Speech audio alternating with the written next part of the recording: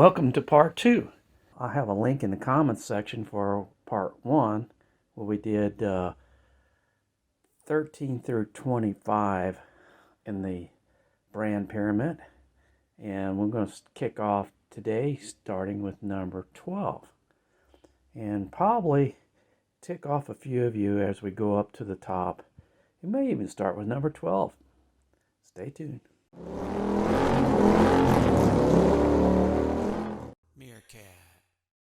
At number 12, I have Ducati. And this will probably be the most controversial pick of any of them to many of you folks out there. And because the media really has been on the Ducati bandwagon for a long time. They're real popular in MotoGP. I just don't get it. They're very expensive bikes. They look very pretty, but I just don't see them as a very good street bikes.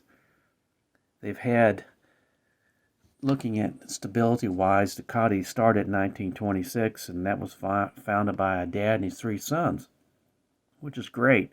But since 1926, they've had as many owners as Zsa Zsa Gabor had husbands, which is 9. And that doesn't shout stability to me. Now, there are some bikes that I do like, but most of the bikes I like at Ducati are the old ones. This 1965 250 Mach 1 I thought was beautiful. I actually got to ride one of these when I was a youngster. I didn't get to ride one of these, the Mike Halewood edition, which I saw at the Mecum auction, which I thought was beautiful. And it came close to, in 2009, of getting one of these GT 1000 Classics. Although I did really like the silver Ducati here a little bit better, but thought the GT would actually be more functional. I guess if I had to have a Ducati today and I had to pick one, I would pick one of these Scramblers, which I think is a beautiful bike. Don't get me wrong, Ducati's a fantastic brand, but I just think they're overrated. That'll be controversial. I have KTM number 11, and I really would like to see them up higher because I do kind of like their philosophy that their bikes are race ready. I'm not too crazy about everything painted orange, but they do have a few little blue items here and there now. But when I checked their reliability, one of the checks I did was I checked the database and recalls. They don't have a lot of recalls, which is the blue line here. But what they do have is a lot of complaints, which is an orange line, which means they're not being proactive in dealing with their customer complaints, and they're also letting their customers find some of the issues that they probably should be finding at the factory before they sell the bikes. So until they get that remedied, I'm going to have to keep KTM the number 11, even though I'm going to show you some bikes that I really think are exciting bikes. Cracking the top 10, I have HarleyDavidson, but quite honestly, they probably should be somewhere around 17 or 18. Fair, I banged on KTM for having so many customer complaints, but if you look at Harley-Davidson, their customer base is very unhappy with them. Let me show you the customer complaints here.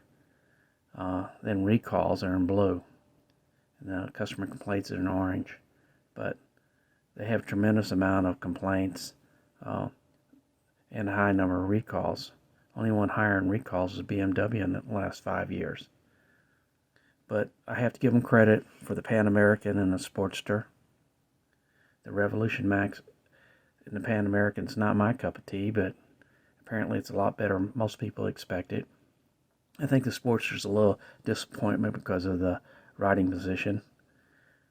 The new Icon series, which kind of looks like just a regular Harley with just a little older, it's nice looking, but they're so expensive. They built something that never was in the Brock Street Fighter. And the only Harley-Davidson, and probably the reason I have them number 10, is what they could have built, the Cafe Racer. That I kind of like the looks of. I know you think I'm plumb crazy. I got Ural at number 9. Okay, I know most of you certainly wouldn't have Ural this high, or Ural this high, but I'm kind of a sidecar guy too. Here's a picture of my sidecar that I had way back when. I think I had hair then. It was dark. But I think they're pretty cool. I think they're overpriced and a little bit impractical. But mostly I think they're cool. Given the world events of recently, we might not see too many of these Urals around in the future, and at least in the Western countries. When you go to the website, I got to give them credit. This is the first thing I came across. Stop the war now. So, it's pretty brave considering where they're at and located. But they have some really nice stuff. They have you can have a lot of fun on these things.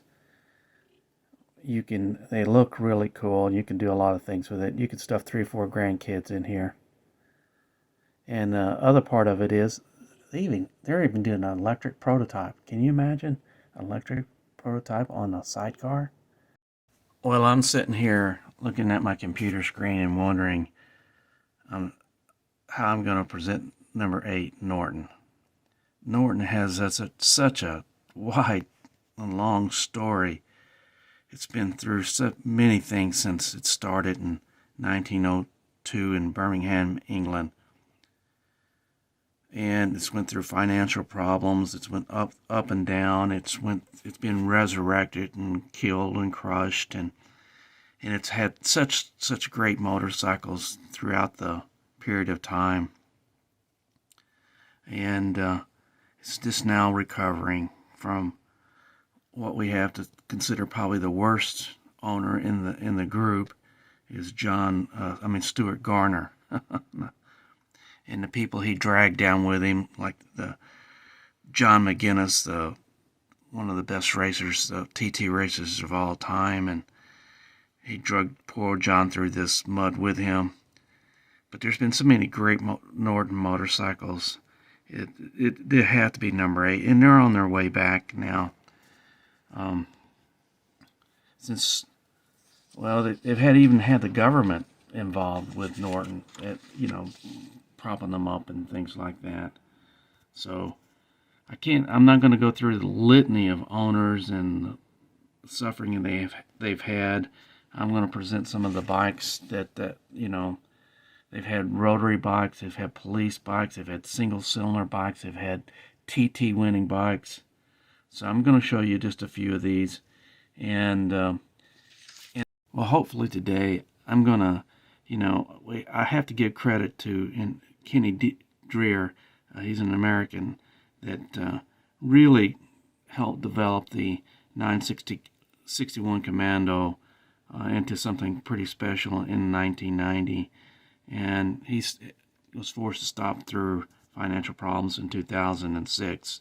That's when our buddy old Stuart Garner got involved and drug Norton and their reputation down through the mud, stranding dealers, breaking dealers in the United States who had to end up paying those costs that they didn't do, taking deposits on bikes that they were never going to make.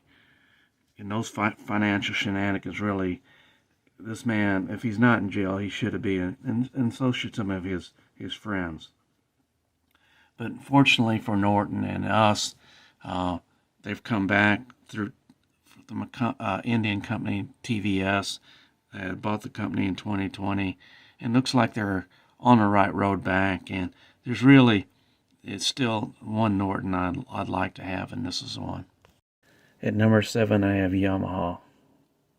As hard as it was to talk about Norton and all the tragedy they had in their story, it's hard to talk about Yamaha without talking about all the successes they've had, especially in racing. Yamaha first motorcycle was the YA-1. It's a 125 two-stroke back in 1955. 1957, they were the first Japanese company with a 5-speed transmission in the YDS-1, a 250 two-stroke. By the 1960s, they were racing internationally. They've won just about everything they've raced at, including the Paris Dakar with a 1979 with the XT 500. They're particularly good at road racing. Kel Crothers road raced the RZ 250. I'll mispronounce his name. It's Jarno Saaren won the Daytona in 1973 on a TZ 350. Hard to count how many Grand Prix wins Yamaha has had over the years. 242 Grand Prix wins. They have at least 29 motocross world championships. Stefan Everts winning 101 wins, the most ever in motocross. They've won the AMA Motocross Championship 9 times. Yamaha won the Daytona 213 consecutive times. Yamaha's first four-stroke was a 1968 XS 650. Here's a picture of the 1975 TZ. I think it was a 700, I'm sure it was a 750 that they outlawed in 1975.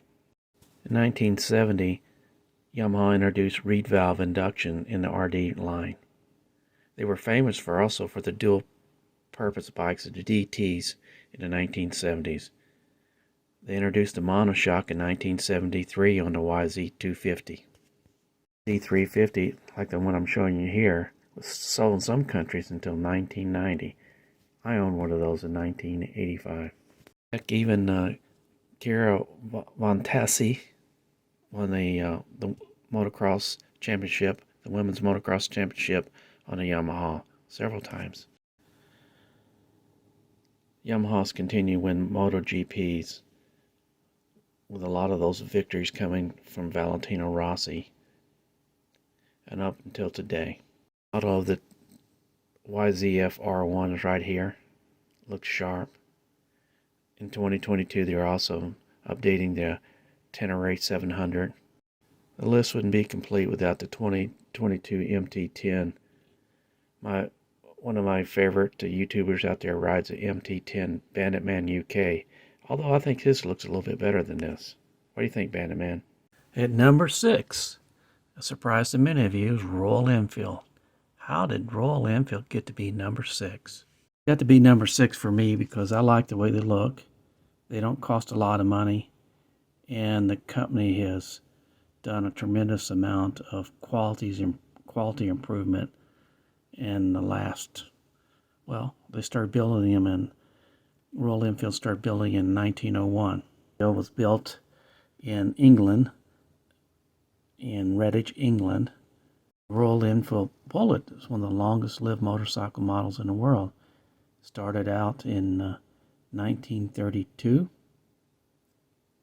this model, and they built it in a 250, 350, and a 500.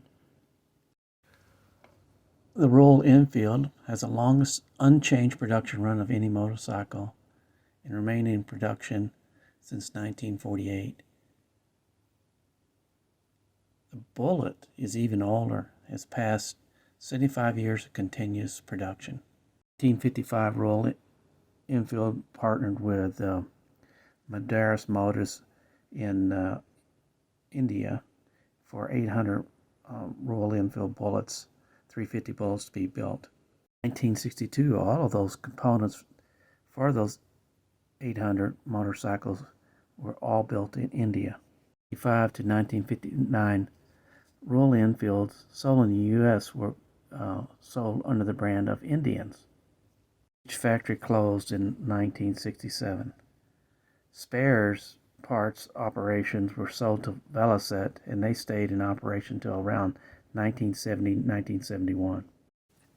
In 1990, the Madras Group collaborated with the Eichner Group, and they merged. In 1999, the Royal Enfields in India began badging themselves as the Royal motorcycles as Royal Enfields.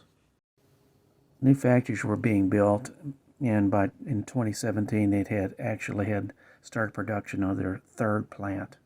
Team Royal Enfield brought the Harris Performance Product Group in England, and together with Harris they designed some new models. The team was a big year for Royal Enfield. They established a North American headquarters in Milwaukee. In 2016, Royal Enfield brought out the Himalayan, and it's been very popular. Here's the 2016 model, and here's the 22 model. 2017, they introduced the Royal Enfield 650 Interceptor and a Royal Enfield Continental 650. 2017, I also bought my first Royal Enfield as a Classic Chrome. Production of the Classic Chrome 500 ended in 2020. The Meteor series was introduced, the 350 Meteor was introduced, I think, in 2020. And you can't forget about, Royal Enfields made some great models. They made one from 1939 to 1945. It was designed for World War II to be dropped out of airplanes, and it was the 125cc two-stroke. It's called a Flying Flea. Royal Enfield also had some production twins from 1949 to 1963. They had one, this 500cc, called the Meteor Minor. They had a 700cc called the Super Meteor. And they had another 700cc, one called Constellation. And in 1964, they had the Continental GT Cafe Racer, which looked very much like the Continental 500 they built in 2013. And I think the last model that came out of the Royal Enfield in England was the 736 Interceptor. There's a lot to be excited about with Royal Enfield. They've done really well. They're just now taking off and starting to sell a lot of motorcycles. I think in 2015 they sold HarleyDavidson worldwide. So they're going up pretty good. They're coming up pretty fast. The products are affordable, they have nice quality, and they look great. At number 5, Moto Guzzi. I don't own one. I've never owned one. Mr. Bill's got one. Rapid Roy's got one, and I do get to ride them. The only thing that's ever kept me from owning one is the nearest dealer seems to always be 300 miles away. But still yet, number 5, Moto Guzzi. It was actually started by it was envisioned by 3 friends that were stationed together in World War I. Butcher the names, but Giorgio Parodi, Giovanni Ravelli, and Carlo Guzzi. Now these 3 guys thought of this. Unfortunately, Ravelli died in an aircraft crash in 1918. So you had basically the 2 pilots, and you had Guzzi was I guess he was a mechanic. Some of the earliest bikes bore the name of Guzzi Parodi, mainly to shield the shipping fortunes of Parodi. Soon they changed the name just to Moto Guzzi, though Carlos Guzzi received royalties on each bike. Carlo initially didn't have any ownership in the company at all. Carlo did some engine designs actually from 1921 up until the mid-40s and 50s. The Moto Guzzi just made single-cylinder, horizontal cylinder engines. They had different sizes. And they competed in they competed in GP racing until 1957 season. And after that, they were finished with that. But their bikes won 3,329 races. Pretty good job, Moto Guzzi. Struggled just like everybody else after World War II. But in 1964, the company was in financial crisis. Parodi was dead, and Carlos Guzzi had retired. So the direction of the company fell to Enrico Parodi, and Giorgio's brother. So that's who picked up the reins. Later in 1964, Carlo Guzzi died. In 1967, Moto Guzzi was in state control, and that's where they started developing their 90-degree V twins. The first one, I think, was 700 cc's and about 45 horsepower. Later on, they would have 750s, 850s, 1100s, and 1200s. In 1973 through 2000, Di Tommaso of the car fame actually ran and owned Moto Guzzi. In 1975, they came out with one of the most iconic Moto Guzzis, the 850cc Le Mans Mark I, and it continued to be revised up into a Mark V in the 1990s. In the 1980s, Guzzi's created a 4-valve head for for the 650s and 750s. In 2004, 2000 to 2004, those were their Aprilia years. I didn't really understand that. Aprilia owned Moto Guzzi, and I think the best thing they did was kind of renovate the Mondello Moto Guzzi factory. From 2004 until now, it's Moto Guzzi's owned by Piaggio.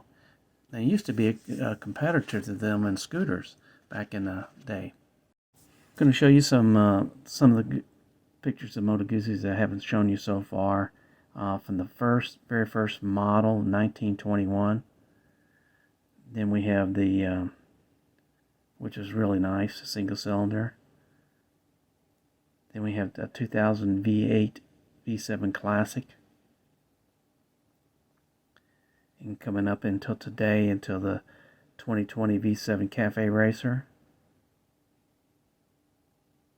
And the V100, the green one, which I think is a special edition, Centennial, and the V100, which is the red one, which is one of the new models. You notice the exhaust is coming out the sides. And last but not certainly least, one of my favorites, the V85 TT. Even though I don't own a Moto Guzzi, I'd love to own one. I like to get it, to ride them every chance I get. I think they're lovely bikes. They're not a bike that you get in a hurry on, but they still have a very good legacy, a good character of the bike. A little expensive, but not too bad. Moto Guzzi number 5. At number 4, MV Agusta. What a wonderful Italian manufacturer with a great history in racing. It was started in 1945 in Italy by the Count Agusta as part of an aircraft company that was founded in 1923. However, after World War II, they were forbidden to produce aircraft, so they had to do something to stay in business. So they actually started out making this 98cc single-cylinder two-stroke. They started actually thinking about it in 43, but started building it in 1945. It was called, the first one was actually called the Vespa 98, but I think Piaggio already had that name, so they changed it to a Turissimo and an Economica. The truth be told, they're number 4 on my list because back in 1971, they had this outrageous Agusta 750S, red, white, and blue that, at that time I just thought that was the greatest looking machine around. And I think probably the new machines that the next machine I really liked, I saw out in the road race course one time, is 1999 F4. Those 4 lovely exhaust pipes coming out. And today, if I could buy one, I could afford to buy one, I would buy this blue Alpine Super Veloce. It's one of the prettiest motorcycles I think I've seen. Now, the second thing about MV Agusta you have to know is Giacomo Agostini, or Ajo. He won a tremendous amount of road races. Agostini didn't start racing until he's 21 years old in 1963, and I was aboard a Italian 175 Marini, and he won the championship. And in 1964, he won the 350 championship. But he moved to where he got all his fame really was when he was riding for MV Agusta from starting in 1965, and when he's a teammate for Mike Halewood, and almost, if his motorcycle hadn't quit, would have won the 350cc championship, but finished second there. But he went on to win 7 straight 500cc championships, and 7 times he also won the 350cc championship. And in addition to that, he had 10 Isle of Man championships. He left MV Agusta for a season in 1974 to ride with Yamaha, but occasionally he still rode with MV until 1976. and he rode the 3 in the 4-cylinder. First, listen to the 4-cylinder.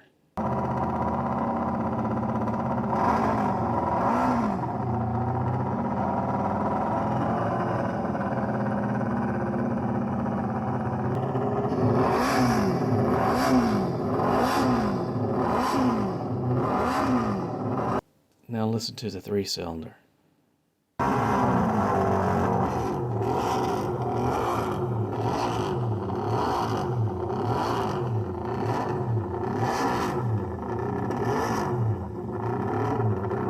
Like I said, MV Agusta's number 4 is mainly because of they've got beautiful motorcycles and Giacomo Agostini, one of the world's best road racers ever.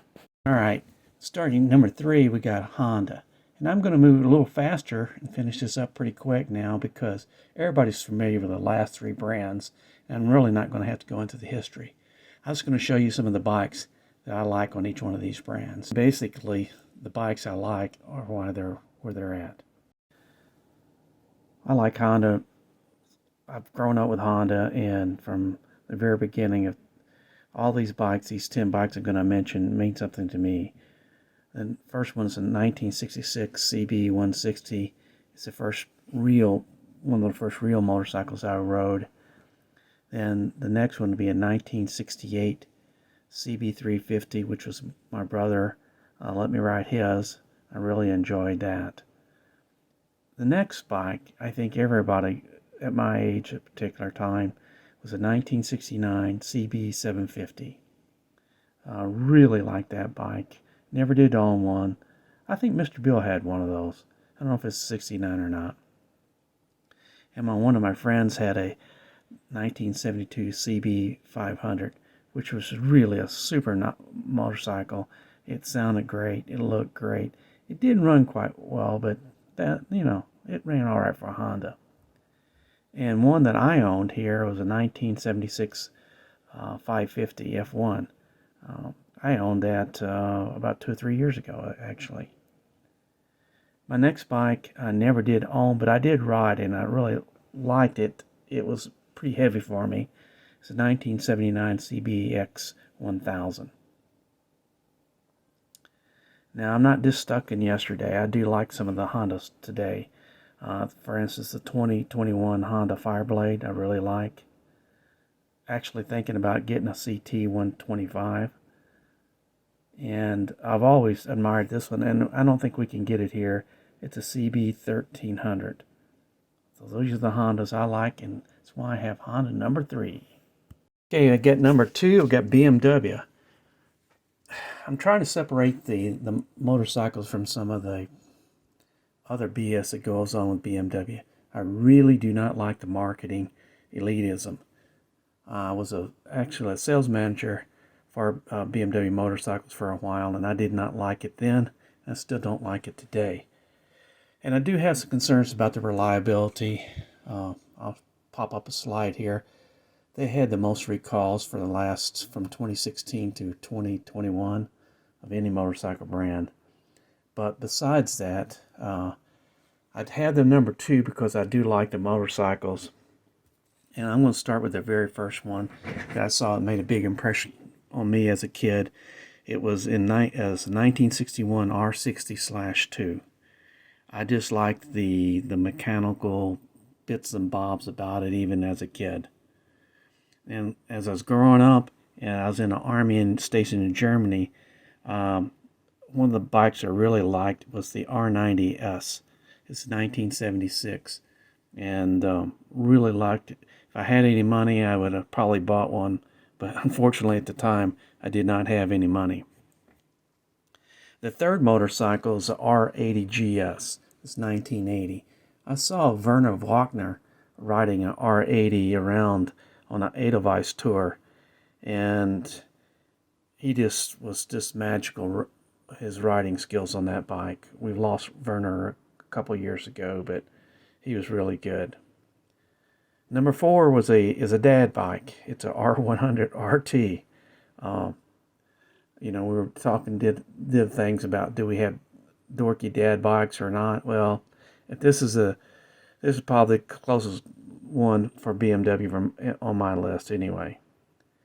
And number 5 was one of the only GS I have on my list for BMW. It was R100 GS. It was the black and yellow Bumblebee edition. I really did like that. Number 6 is an R50R, R850R. This was actually the first motorcycle I sold as a salesman for BMW. So that's why it's on my list. Number 7 on my list is a K1100 RS. I really generally didn't like the K-Bikes, although I did own a K75S. But I thought this black and silver K1100 RS was a cool bike, and it just so happened one of the riders that we sold it to was one of the coolest riders around, so it's why it makes my list. Number 8 is the bike I currently own, is a BMW R9T/5. It's the Lupine Blue. Love this bike. It does everything really well, and it's pretty quick. As far as touring bikes, BMW, I'm not much of an RT or much of a big GS fan, but I do like the R1250 RS as far as what it does. Although they've hurt the styling a little bit lately, but I like the R1250 RS. That's what I get before I get a GS or an RT. And one of the sportiest bikes in BMW is my last one. Number 10 is S1000RR. I think they look good. They run good. I've run against them out the drag strip. They run really good, and I've been very impressed with that. So this is why I have BMW number 2. So I wonder who's number 1. All right, here's number 1. It has to be Triumph. Come on, man. If you're watching my channel at all, you know it's going to be Triumph. But you have to be impressed by Triumph. John Blower bought the company back in 1983 and actually licensed Les Harris to build the T140 from 1983 to 1988 while he got together the wherewithal and all the machining and design for the first Triumphs that were in Europe in 1990. Triumph didn't come to the United States in 1995. Now, John ran the company from the time he bought it in 1983 until 2011 when his son Nick took over. Nick had a few shaky years for most of us Triumph folks, but I think he's on track right now. Let's take a look at some of those Triumphs that made Triumph number 1. I guess I'd first start with the 1937 Speed Twin. I think that's just lovely. It's just the engine. Edward Turner wasn't that great of a manager, I don't think, but this one you have to give him credit for. And the very next Triumph, kind of iconic and still going today, is the 1959 Triumph Bonneville. That was the first one, that orange and white. I really loved that. Then growing up, I used to watch Triumph racing, and well, I actually didn't watch them because there wasn't anything on TV, but I read about them in magazines. Guys like Gary Nixon, number 9, he was a tough racer. Gene Romero, I even got a Gene Romero jacket. And one of the most famous racers during that period of time, bike-wise, was called Slippery Sam. It was a 1970 Trident. It won 5 consecutive 750cc TTs at the Isle of Man from 1971 to 1975. And it had the best average speed of about 102 miles an hour. And that's on 84 horsepower. I've never read actually what it did run, but the average 102, you had to figure that today the fastest bikes out there are averaging 132, and they have over 200 horsepower. So, Slippery Sam. And of course, you know, I do like my Triumph Thruxton R. I have that.